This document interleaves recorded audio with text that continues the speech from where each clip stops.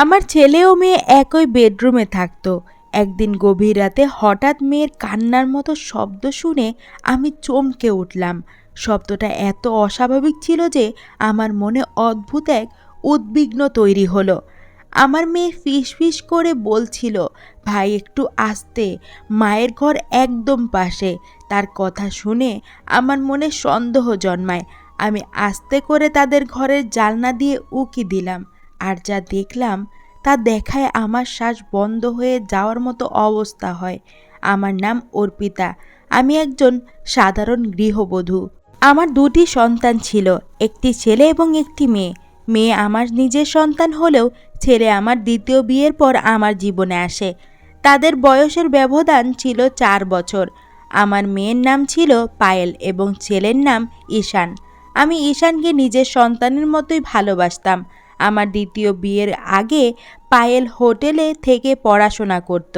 সে তার নতুন বাবা এবং ভাইকে খুশি মনে মেনে নিয়েছিল। তবে সে সিদ্ধান্ত নিয়েছিল যে তার পড়াশোনা হোটেলেই শেষ করবে। আমি তার ইচ্ছের ওপর জোর দেইনি। সম্প্রতি পায়েল তার গ্র্যাজুয়েশন সম্পূর্ণ করে বাড়ি ফিরেছে। একই সময়ে ঈশানও তার পড়াশোনা শেষ করেছে। তারা দীর্ঘদিন পরে একে অপরের সঙ্গে দেখা করল। কয়েকদিনের মধ্যেই তারা চাকরির জন্য অন্য একটি শহরে যাওয়ার সিদ্ধান্ত নেয়। তাদের চাকরি একই শহরে হলেও ভিন্ন ভিন্ন কোম্পানিতে ছিল। তারা সিদ্ধান্ত নেয় একসঙ্গে থাকলে খরচ কম হবে। আমারও তাদের এই সিদ্ধান্ত ঠিক মনে হয়েছিল, তাই তাদের একসঙ্গে থাকার অনুমতি দিয়ে আমি তাদের কাজের জন্য অন্য শহরে পাঠিয়ে দেই। কিন্তু সন্তানদের চলে যাওয়ার পর আমি খুবই ফাঁকা ফাঁকা লাগছিল। তবুও আমি জানতাম তাদের নিজেদের জীবন গড়ার জন্য এটি গুরুত্বপূর্ণ। তাদের পরিবারের আর্থিক অবস্থা খুব ভালো ছিল না। আমার স্বামী পেনশন ছিল খুবই সামান্য, যা দিয়ে পুরো পরিবারের খরচ চালানো কঠিন হয়ে পড়েছিল। সন্তানদের পড়াশোনার খরচ চালানোর জন্য আমরা আমাদের একমাত্র বাড়িটি বিক্রি করতে বাধ্য হই। বছর খানেক পরে আমাদের সন্তানেরা চাকরি পেয়ে প্রতি মাসে কিছু অর্থ পাঠাতে শুরু করে। আমি সেই অর্থ কিছুটা বাড়ির খরচে ব্যয় করতাম, আর বাকিটা সঞ্চয় করতাম। এভাবেই 5 মাস কেটে যায়। তবে এই সময়ের মধ্যে আমি একবারও সন্তানদের দেখতে যেতে পারিনি। আমার স্বামী যক্ষ্মাতে আক্রান্ত ছিলেন এবং তার দেখাশোনার জন্য বাড়িতে আর কেউ ছিল না। 2 বছর পর দীপাবলির সময় ঘটিয়ে এলো। আমি সন্তানদের বাড়িতে আসার জন্য বলি, কিন্তু তারা কাজের ব্যস্ততার অজুহাত দিয়ে আসতে রাজি হয়নি। ফোনে তাদের কাছে আমার আকুতি জানালেও তাতে কোনো লাভ হয়নি। অবশেষে আমি নিজেই তাদের সঙ্গে দেখা করার জন্য সিদ্ধান্ত নিয়েছিলাম। একদিন আমি আমার স্বামীর এক ঘনিষ্ঠ বন্ধুকে ডেকে তার যত্নের দায়িত্ব দিলাম এবং সন্তানদের কাছে যাওয়ার জন্য যাত্রা শুরু করলাম। ট্রেন স্টেশন থেকে আমি অডিও কল করে তাদের জানালাম যে আমি আসছি।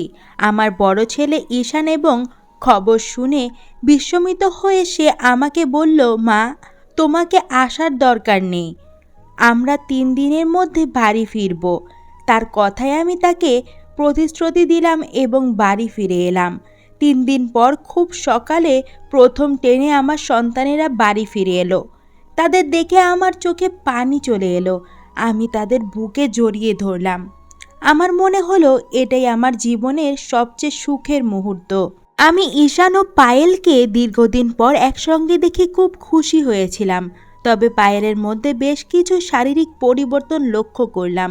গত 2 বছরে তার চেহারায় অনেকটা পরিবর্তন এসেছে। যেদিন তারা বাড়ি ফিরল, আমি লক্ষ্য করলাম যে তারা দুজনেই একসঙ্গে একটি ঘরে ঢুকে গেল। আমি ভেবেছিলাম পায়েল হয়তো তার ব্যাগ রেখে ঘর থেকে বেরিয়ে আসবে, কিন্তু 1 ঘন্টা কেটে যাওয়ার পরও তারা ঘর থেকে বের হয়নি। তখন আমি চা ও নাস্তা নিয়ে তাদের ঘরে গেলাম। আমি বললাম, তোরা দুজন কি এবার থেকে এই ঘরেই থাকবি? বাড়ির ছাদের আরেকটা ঘর আছে, ঈশান তুমি সেখানে চলে যাও, এই ঘরটা পায়েলের থাকুক। তখন ঈশান বলল, না মা, আমি পায়েলকে ছেড়ে অন্য ঘরে থাকতে পারবো না। আমরা গত 2 বছর ধরে একই ঘরে থাকার অভ্যাস করে ফেলেছি, এখানেও ঠিক এমনভাবেই থাকবো। তার কথা শুনে আমার একটু অস্বস্তি হলো। আমি পায়েলের দিকে তাকিয়ে বললাম, পায়েল তুমি এখন আর ছোট নেই, আর তোমার ভাইও বড় হয়ে গেছে। একই ঘরে থাকা কি ঠিক হবে? যদি কখনো তোমার একা থাকার প্রয়োজন হয় তখন কিভাবে ম্যানেজ করবে? তখন পায়েল উত্তর দিল, মা আমরা যে শহরে কাজ করতাম সেখানে 2 ঘরের ফ্ল্যাটের ভাড়া অনেক বেশি, তাই আমরা গত 2 বছর ধরে একই ঘরে থেকেছি। যখন সেখানে থাকতে পেরেছি তাহলে এখানে কেন পারবো না? আমার ছেলে ঈশান ও মেয়ে পায়েল একসঙ্গে একটি ঘরে থাকতে চেয়েছিল। আমি তাদের সিদ্ধান্তে আপত্তি করিনি। সেই দিন আমি সারাদিন ঘরের কাজে ব্যস্ত ছিলাম। দুপুরে ঈশানের পছন্দের খাবার তৈরি করলাম এবং রাতে পায়েলের পছন্দের চাটপাটা পদ রান্না করলাম। কিন্তু লক্ষ্য করলাম পায়েল খাবার খুব কম খেলো। এটা আমার কাছে অস্বাভাবিক মনে হলো। তখন আমি পায়েলকে জিজ্ঞাসা করলাম, তুমি এত কম খাচ্ছ কেন? আগে তো তোমার প্লেট পুরো পরিষ্কার হয়ে যেত। পায়েল বলল, মা এখন আমার রুচি বদলেছে। মাসের সাধারণ খাবারে অভ্যাস হয়ে গেছে। তুমি কাল থেকে সাদামাটা রান্না করো। তাদের মধ্যে এই পরিবর্তন দেখে আমার মনে হলো বাইরে থাকার অভিজ্ঞতা তাদের আরও দায়িত্বশীল এবং পরিস্থিতি অনুযায়ী মানিয়ে নেওয়ার ক্ষমতা শিখিয়েছে। তবে আমি লক্ষ্য করেছিলাম তারা দুজনেই একে অপরের থেকে এক মুহূর্তও দূরে থাকতে পারছিল না। যেখানে পায়েল থাকতো ঈশান ঠিক সেখানেই চলে যেত। এক রাতে আমার স্বামী ঘুমিয়ে পড়ার পর আমি তাদের ঘরে গেলাম। আমার এবং তাদের ঘর পাশাপাশি ছিল। আমি ভাবলাম একটু তাদের সঙ্গে কথা বলি। ঘরে ঢুকে দেখি ঈশান পায়েলের হাত ধরে বসে আছে। আমাকে দেখে তারা চমকে উঠল, যেন তারা কিছু লুকাচ্ছিল। আমি সেই সময় কিছু বলিনি এবং বিষয়টা এড়িয়ে গেলাম। কিন্তু পরের দিন সকালে এমন একটি ঘটনা ঘটল যা আমাকে চিন্তায় ফেলে দিল। সকালের দিকে আমি তাদের ঘরের দিকে গেলাম। দেখলাম বিছানার চাদরটা শুকানো দেওয়া হয়েছে। এত সকালে কে চাদর ধুতে পারে?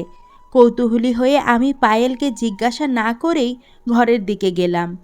দেখি ঘরের দরজা বন্ধ।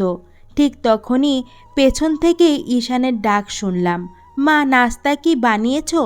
দরজার বাইরে এসে ঈশান আমাকে প্রশ্ন করল। আমি তাকে জিজ্ঞাসা করলাম, তোমাদের ঘরের চাদর এত সকালে কে ধুয়েছে? কেন ধুয়েছে? আমার প্রশ্ন শুনে ঈশান একটু ইতস্তত পড়ল। তার চোখ বারবার পায়েলের দিকে যাচ্ছিল। তখন পায়েল সামনে এসে বলল, মা চাদরটা আমি ধুয়েছি, ওটাতে ধুলা জমেছিল, তাই বারবার হাঁচি আসছিল, এই জন্য সকালে ধুয়ে নিয়েছি। আমি বললাম, তোমাদের আসার আগে আমি সব কিছু পরিষ্কার করেছিলাম, চাদরকে ধুলা আসবে কোথা থেকে? আমার প্রশ্ন শুনে পায়েল একটু বিড়ম্বনায় পড়ল। তার মুখের অভিব্যক্তি বলে দিচ্ছিল যে সে কিছু লুকাচ্ছে। এখন ঈশান বলল, মা আমার খুব খিদে পেয়েছে।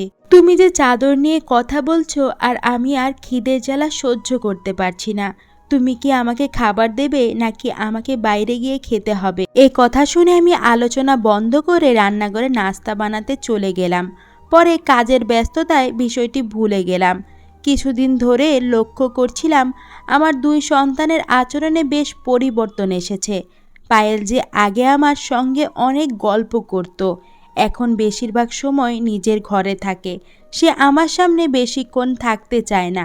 সেদিন সন্ধ্যায় খাবার খাওয়ার সময় পায়েল হঠাৎ শরীর খারাপ হয়ে গেল। খাবার শুরু করতেই সে থালার দিকে তাকিয়ে রইল এবং কিছুক্ষণের মধ্যেই বমির ভাব শুরু হলো।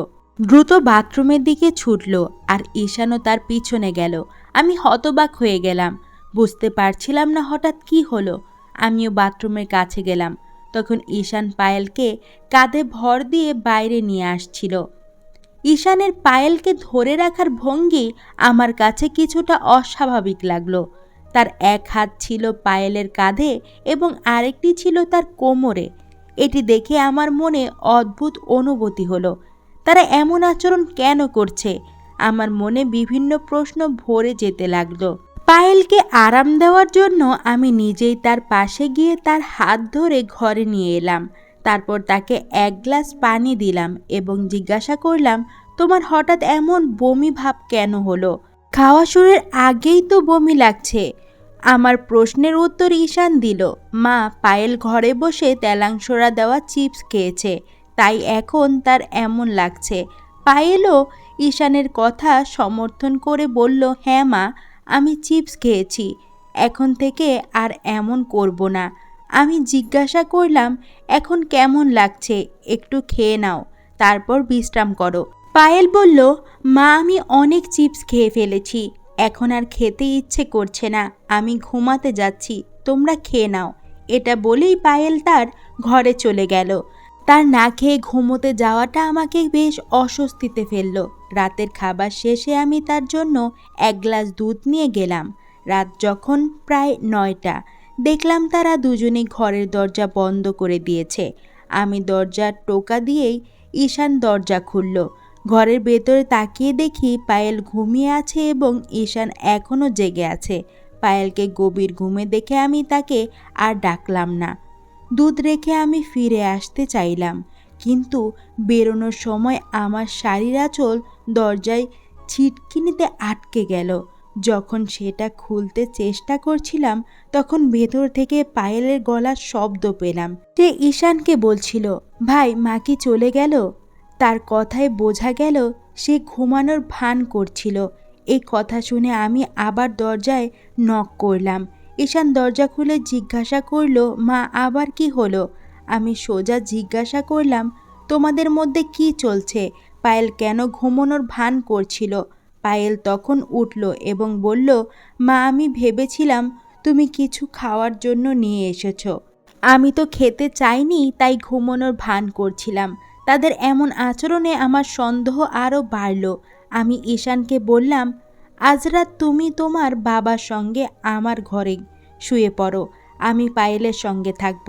এই কথা শুনে ঈশান বলল, মা, আমি এই ঘর ছেড়ে কোথাও যাব না।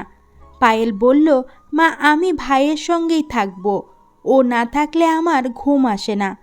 ওরা আমার কথা কিছুতেই শুনতে চাইল না। অবশেষে আমি বললাম, ঠিক আছে, তোমরা একই ঘরে থাকতে পারো, তবে আজ থেকে দরজা বন্ধ করবে না। ওরা বাধ্য হয়ে আমার কথা মেনে নিল। পরের দিন সকালে আমার দিদি বাড়ি এলেন। তার আগমনে সবাই খুশি হয়ে গেল। দিদি বললেন, আমি বিশেষ করে তোমাদের সঙ্গে সময় কাটাতে এসেছি। কথাবার্তার মাঝে দিদি পায়েলের বিয়ের প্রসঙ্গ তুললেন। তিনি বললেন, তোমাদের পায়েল এখন বিয়ের উপযুক্ত হয়ে গেছে। আমার বড় দিদি বললেন, পায়েল এখন বড় হয়েছে, ওর বিয়ের কথা ভাবা উচিত। কথার মাঝেই তিনি নিজের সঙ্গে আনা কয়েকজন ছেলের ছবি বের করলেন। দিদি যখন পায়েলকে ছবিগুলো দিলেন, তখন ঈশান তাড়াতাড়ি ছবিগুলো নিজের হাতে নিয়ে গেল আর বলল, দিদির অন্য কারোর সাথে বিয়ে হতেই পারে না।